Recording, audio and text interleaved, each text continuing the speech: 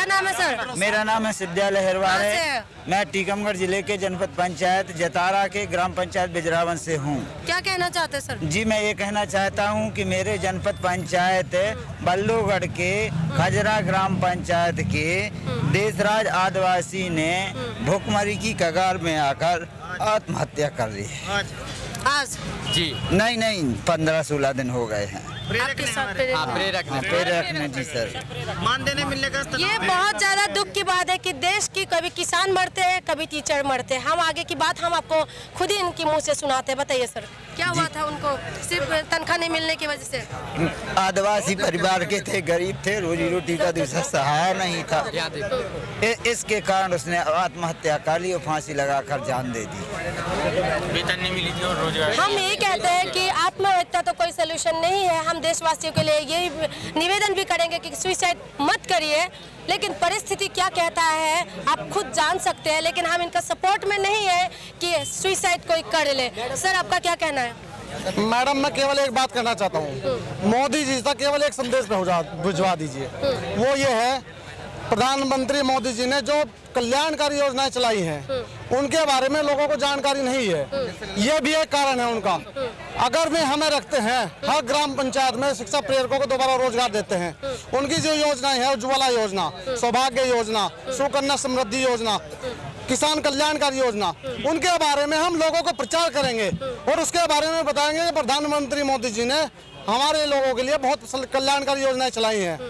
लेकिन वो तो हम तभी करेंगे अगर वे हमें रोजगार दे दे। हम उनके साथ हो जाएंगे। 15 जनवरी तक का टाइम देते हैं प्रधानमंत्री मोदी जी को, भाजपा सरकार को, अन्यथा महागठबंधन। ठीक है मैडम, ऐसा मैं जिला मेरठ से ब्लॉक अध्यक्ष हूँ और मैं ये कह रहा हूँ कि हमारा 40 माह का मानदेय नहीं मिला है। अगर हमारा मानदेय नहीं मिला है या हमारी मांग पूरी नहीं तो मैं आत्महत्या कर लूँगा। मैं परेशान हूँ, हमें परेशानी हो रही है।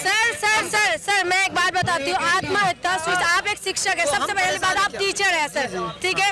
टीचर है और टीचर बच्चों को शिक्षा देते हैं, ठीक है? और सुसाइड नहीं करते। जब बच्चों की उम्मीद आप जलाते हैं ना, तो आपकी उम्मीद भी आपको जला के रखना है, तभी आप जिंदगी में आगे बढ़ पाएंगे। ये गलत मैसेज है, बिल्कुल सुसाइड मत करिए। हम जानते हैं आप शिक्षक हैं, हमें पता है कि आप लोग बहुत कुछ कर सकते हैं, देश में बदलाव ला सकते हैं। परेशान है, परेशान नहीं होंगे तो पता क्या करेंगे। इतने दिन से हम पढ़ा रहे हैं, जो कि देश को बेचना चाहती है। क्या बातें हुई? आज तक जो है लोग 4 बार यहाँ आ चुके हैं, लेकिन आज तक हम लोग का जो है ये पूरा नहीं हुआ। शिक्षा परों का जो है एक और महत्वपूर्ण अरमान जो है एकदम साथ खत्म कर दिया है। प्रदर्शन लगाया गया है। बताइए सर, आप क्या कहना चाहते हैं? हमने उनका कार्य किया, उन्होंने हमको पाला और आज आखिरी में हमको घर से बेघर कर दिया। तो मैडम, हम आज रोड पे बैठे हुए हैं, अब क्या करें? अब कहाँ जाएं? सर, मोदी जी बोलते हैं कि घर देंगे, मोदी जी बोलते हैं कि आपके अकाउंट में 15 लाख आएंगे, मोदी जी कहते हैं सबका साथ सबका विकास। लेकिन ये नजरिया देख के तो हमें ये लग रहा है कि क्या हो रहा है देश में। मैडम, घर घर जाइए, सबके पास छपड़े डले हुए हैं। 15 रुपए तक नहीं आए, 15 माह का वेतन नहीं आया। 15 लाख क्या दिलाएंगे मैडम वो हमको? 15 माह का वेतन नहीं आया मेरा, तो वो 15 लाख रुपए मेरे कहाँ से खाते में डलवा सकते हैं? नहीं डलवाएंगे मैडम। 3 अप्रैल 2014 को माननीय राजनाथ सिंह गृह मंत्री ने लखनऊ में आश्वासन दिया था कि हम सब प्रेरकों को, जिस समय सरकार बनेगी, सब प्रेरकों को बहाल करेंगे और अपने नियमित करेंगे, ये उन्होंने कहा था। आज की कंडीशन ये है कि 40 माह से मानदेय नहीं मिल रहा प्रेरकों को, और वो सबके साथ सबके विकास की बात कर रहे हैं। तो लोग ना तो आत्महत्याएं करते, यहाँ से लेके किसान से लेके कर्मचारी, हर आदमी दुखी है। तिराई पड़ी आज दिन तक सिर्फ झूठे आश्वासन के अलावा सब दुखी है, सब दुखी है। वो तो बहुत तसल्ली से बताते हैं कि अभी हमने रिसेंटली जो इंटरव्यू हुआ उसमें तो दिखा रहे कि कुछ हुआ ही नहीं, सब कुछ सही है। कहाँ किसको दी? एक भी दिखा दे। कहाँ है? कोई उनके पास साक्ष्य दिखा दे, किसको दे दी? किसी को नहीं दिया। आज तक के इतिहास में मैडम, 60 साल के इतिहास में, 70 साल आजादी के बाद में आज तक के दिनांक में मैडम 5.5 लाख प्रेरक साथी या मतलब शिक्षकों को या किसी भी कर्मचारी को किसी भी सरकार ने नहीं निकाला। जो सरकार आज भाजपा की सरकार ने निकाला है, ये सबसे दुख का विषय मैडम। और ऐसा दुख मतलब किसी के ऊपर भी ना है, किसी भी कर्मचारी के, किसी भी परिवार के। आप लोगों का प्रोटेस्ट जो है, अभी आप लोगों का उम्मीद क्या है कि मोदी जी आपकी आवाज सुनेंगे या नहीं सुनेंगे तो क्या होगा? मोदी जी के लिए मात्र मेरे साथी ने कहा 15 दिन का अल्टीमेटम है, 15 तारीख तक का। यदि वो हमारी अफवाहों को मान लेते हैं तो शायद हम उनके साथ ही रहेंगे, उनके साथ रहे हैं पहले से भी। और नहीं रहेंगे तो हमने मुरैना मध्य प्रदेश में जो किया है, मुरैना जिले आधा आधा रहता था बीजेपी आधा कांग्रेस का, वहाँ पे बिल्कुल बीजेपी का सुपड़ा साफ हो गया। मामा जी अपने घर बैठे हुए इस समय आज की तारीख में, और वहाँ पर 6 विधायक मुरैना जिले से सारे के सारे मतलब कांग्रेस के हैं, और 32 विधायकों में से ग्वालियर चंबल संभाग में से 32 विधायकों में से 28 विधायक कांग्रेस के हो गए हैं। और मैडम आज मैं चेतावनी देकर मतलब ऐलान करके कह रहा हूँ मोदी जी को, यदि वो मुरैना और सोपोर लोकसभा सीट से यदि बीजेपी के कैंडिडेट को उतारे और वो जीत के दिखाएं तो हम उनको मान लेंगे कि भाई उनकी जीत है, नहीं तो प्रेरकों की जीत होगी यदि कांग्रेस का बनता है तो। 2019 में बहुत प्रभाव देखेगा जी। जो भी हमारे साथी है भाई बहन उत्तर प्रदेश में, अब जो भी जिस राज्य में जो चुनाव होंगे, हम भाई बहन मिलके घर घर जाके प्रचार करेंगे उनके विरुद्ध, घर घर जाके प्रचार करेंगे, आंदोलन करेंगे और बगैर पैसे के उनके खिलाफ प्रचार करेंगे, चाहे हमें जान इसके लिए क्यों न गंवानी पड़े। 9 साल रोजगार पाके बेरोजगार करने की क्या बात है।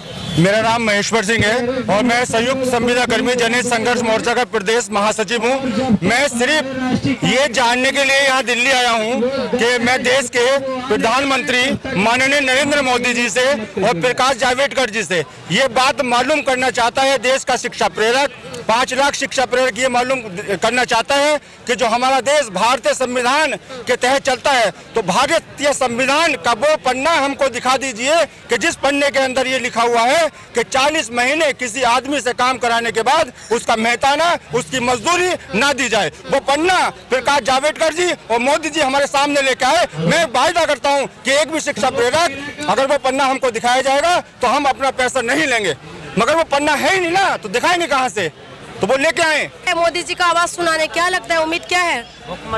हम तो भुखमरी की कगार पर हैं। लगता नहीं कि मोदी जी हमारी सुन पाएंगे, कुछ कह नहीं सकते इस बारे में। जब मोदी जी वोट लेने का समय आता है तो क्या करते हैं कि हमारे घर पे आते हैं और अगर हम इनके यहाँ जाते हैं तो हमें लात घूसे मिलते हैं। अब अगर हमारे घर पे कोई मारते लात घुसे, ये लात घुसाई तो है। जब हमारे हाथ में से रोटी छीन गई, ये लात घुसाई तो अगर हम कहीं धरना करते तो लाठीचार्ज होता है। लेकिन अगर अब ये हमारे यहाँ पे प्रत्याशी बनकर वोट मांगने आएंगे तो इन्हें भी ऐसे ही लात घूसे मिलेंगे और लाठियाँ मिलेंगी। सरकार रोटी देने का काम करती है, ना कि रोटी छीनने का। ऐसी सरकार शिक्षक है, सब शिक्षक है, आप लोग पढ़े लिखे अच्छे हैं, आप लोग इतना अच्छे हैं, लेकिन ये उम्मीद थे सरकार से। हाँ जी, हमें पूरी उम्मीद थी सरकार हमारे, क्योंकि सरकार के पास हम नहीं गए थे नौकरी मांगने, सरकार ने खुद हमारे लिए नौकरी निकाली थी। तो अब हम चाहते हैं कि सरकार हमें हमारा मान सम्मान वापस दे। हम मेरिट के उस पर सिलेक्शन हुए, ना कि हम 10वीं हैं, 8वीं हैं, 6ठी नहीं है, MA BEd MSc MAd तक हैं हम। बताइए सर क्या कहना सर? हाँ। इस कांग्रेस सरकार ने हमें सम्मान दिया था, लेकिन इस सरकार ने छीना है। झूठे वादे झूठे बोल, मोदी जी की खुल गई पोल। अच्छा, पोल खुल गए। इनका कहना है कि मोदी जी का पोल खुल गए। इनका कहना यही है कि मोदी जी वादा करते थे कि रोजगार देने का, लेकिन मोदी जी ने रोजगार इनका छीन लिया है। आज जो जंतर मंतर पे मेरी आगे पीछे दाएं बाएं जो भीड़ देख रहे हैं, ये और कोई नहीं, ये हमारी देश के टीचर है।